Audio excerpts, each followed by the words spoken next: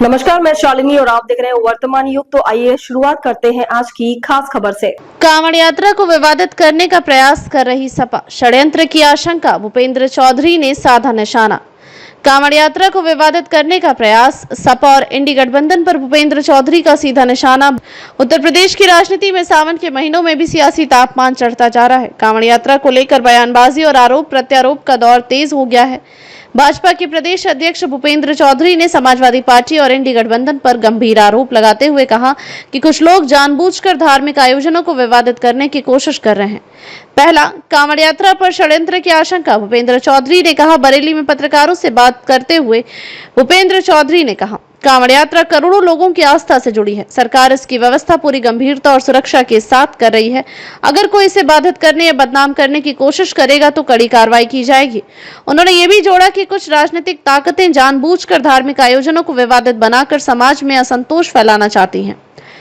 सपा और अखिलेश यादव पर तीखा हमला। भूपेंद्र चौधरी ने समाजवादी पार्टी और उसके प्रमुख अखिलेश यादव पर तीखा हमला बोलते हुए कहा, अखिलेश यादव और उनकी पार्टी सनातन विरोधी मानसिकता से काम कर रही है। उन्होंने बहुसंख्यक समाज की आस्थाओं को बार बार आहत किया है।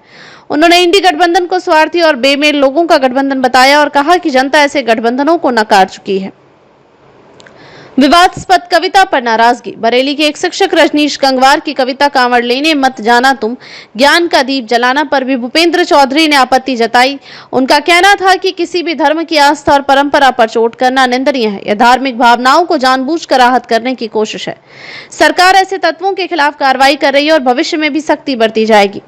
सरकार सभी धर्मों का सम्मान करती है। चौधरी ने कहा कि योगी सरकार का उद्देश्य सभी धर्मों के पर्व और त्योहारों को सौहार्दपूर्ण और शांतिपूर्ण वातावरण में संपन्न कराना है। उन्होंने ये भी कहा कि पुलिस जांच कर रही है और बिना जांच के किसी निष्कर्ष पर पहुंचना जल्दबाजी होगी। राजनीतिक गतिविधियों की झलक। इसके अलावा भूपेंद्र चौधरी ने पार्टी के त्रिस्तरीय पंचायत चुनाव, प्रदेश अध्यक्ष के चयन और अन्य संगठनात्मक मुद्दों पर भी जानकारी दी।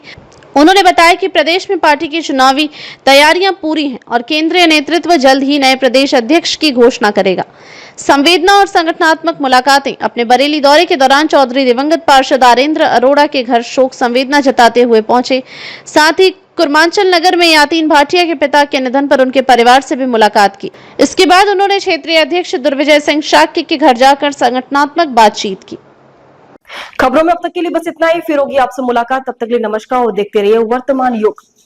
ऐसे ही लेटेस्ट अपडेट पाने के लिए हमारे चैनल को सब्सक्राइब करें और तुरंत नोटिफिकेशन पाने के लिए बेल आइकन दबाना ना भूलें। यदि आप हमें फेसबुक या इंस्टाग्राम के माध्यम से देख रहे हैं तो हमारे पेज को फॉलो जरूर करें। धन्यवाद।